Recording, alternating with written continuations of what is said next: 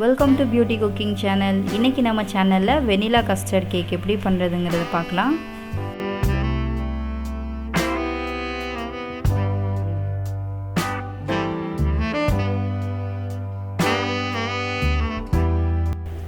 இந்த cake really ரொம்ப soft and ஜூஸியாக இருக்கும்.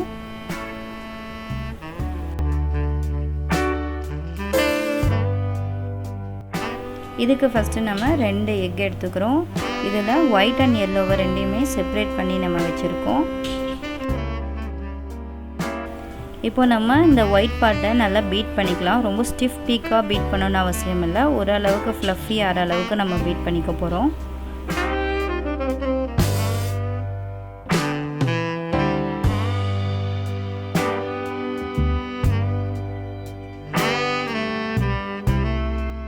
ஒரு அளவுக்கு பீட் பண்ணியாச்சு. இது கூட நம்ம ஒரு 1 tablespoon sugar powder add பண்ணுறேன்.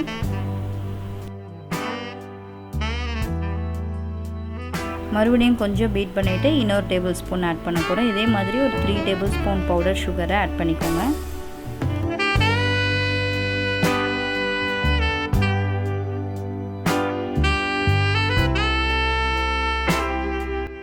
இந்த அளவுக்கு பீட் பண்ணாவே போதும். நெக்ஸ்ட்டு நம்ம எல்லோ பார்ட் எடுத்துக்கலாம்.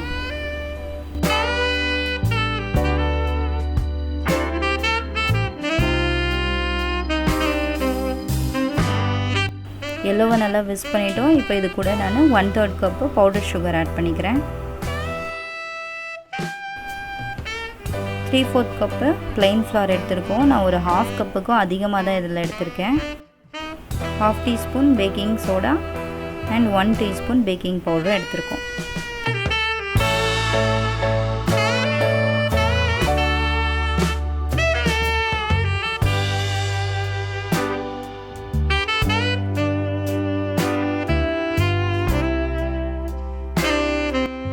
நெக்ஸ்ட்டு 1/3 கப்பு பாலும் ஆட் பண்ணிக்கிறேன்.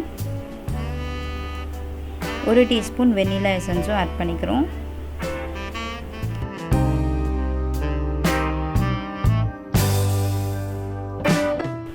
இந்த பேட்டர் நல்லா திக்காக இருக்கணும். ஏன்னா நம்ம நெக்ஸ்ட்டு எக் ஒயிட்லேயும் போட்டு மிக்ஸ் பண்ண போகிறோம். அதனால கொஞ்சம் திக்காக மிக்ஸ் பண்ணிக்கோங்க.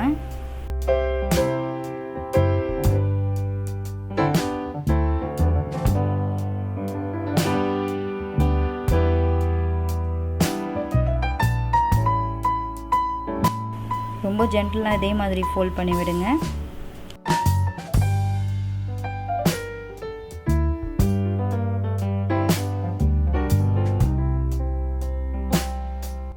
ஸோ நல்லா திக் பேட்டர் ரெடி பண்ணிட்டோம். இப்போ நம்ம கேக் டின்னில் பட்டரை க்ரீஸ் பண்ணிக்கோங்க. நெக்ஸ்ட்டு இந்த பேட்டர் எல்லாத்தையுமே அதில் போட்டுக்கோங்க. இப்போ நான் ஒரு பேனில் கீழே ஆல்ரெடி யூஸ் பண்ண சால்ட்டை தான் ஸ்ப்ரெட் பண்ணி வச்சுருக்கேன். இதில் ஒரு ஸ்டாண்டு வச்சு நம்ம கேக் டின்னை உள்ளே வச்சிட போகிறோம். லோ டு மீடியம் ஃப்ளேமில் ஒரு 30 மினிட்ஸ் நம்ம குக் பண்ண போகிறோம். நெக்ஸ்ட்டு நம்ம கஸ்டர்ட் ஃபில்லிங் எப்படி பண்ணுறதுங்கிறது பார்க்கலாம். அது பேக் ஆகிறதுக்குள்ளே நம்ம இந்த ஃபில்லிங்கும் ரெடி பண்ணி இதை நல்லா ஆற வச்சிடணும். ஸோ அதுக்கு நான் ஒரு 100 ml பால் ஆட் பண்ணியிருக்கேன். இது கூட 2 டேபிள் ஸ்பூன் கஸ்டர்ட் பவுடரும் எடுத்திருக்கோம். அதில் கொஞ்சம் வாட்டரை மிக்ஸ் பண்ணிக்கோங்க டிசால்வ் பண்ணுறதுக்காக. எந்த லம்ஸும் இல்லாத மாதிரி நல்லா டிசால்வ் பண்ணி இப்போ நம்ம அந்த மில்கில் ஆட் பண்ணிட்டோம். இப்போ நம்ம ஸ்டவ்வை மீடியம் ஃப்ளேம் ஒரு லோ ஃப்ளேமில் வச்சு நம்ம இதை குக் பண்ணிகிட்டே இருக்க போகிறோம். இது கூட 1/2 கப் சுகர் பவுடர் ஆட் பண்ணியிருக்கோம். நார்மல் சுகர் கூட ஆட் பண்ணலாம். பவுடர் சுகர் தான் ஆட் பண்ணணுன்னு ஒன்றும் இல்லை.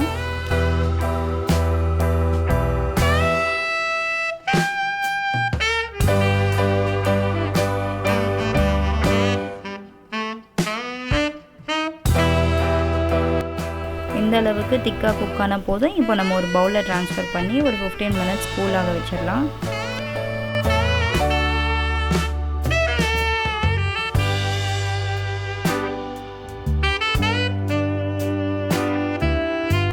கேக் பேக் ஆகிடுச்சு. இப்போ நம்ம இதை அன்மோல்ட் பண்ணிடலாம்.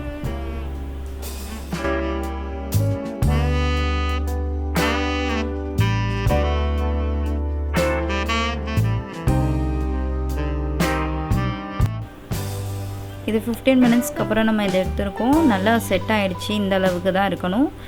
இந்த ஸ்டேஜில் இருக்கும்போது ஒரு தாட்டி விஸ்கர் வச்சு நல்லா விஸ்க் பண்ணி விட்டுக்கோங்க. ஸோ க்ரீமியாக சேஞ்ச் ஆகிறதுக்காக.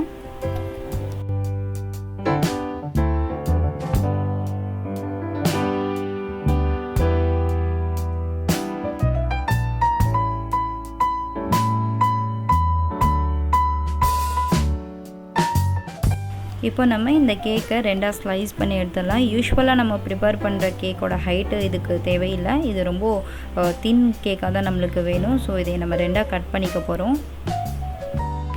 இப்போ நம்ம கஸ்டர்ட் ஃபில்லிங்கை உள்ளே வச்சிடலாம்.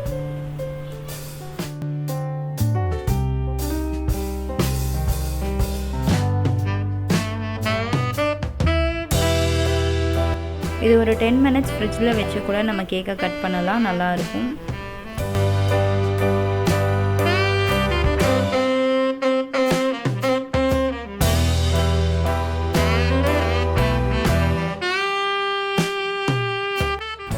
பாருங்கள் எவ்வளோ க்ரீமியாக இருக்குது அண்ட் டேஸ்ட்டும் ரொம்ப நல்லா இருக்குது. இதே மாதிரி நீங்களும் ட்ரை பண்ணி பாருங்கள், உங்களுக்கும் எக்ஸாக்டாக வரும்.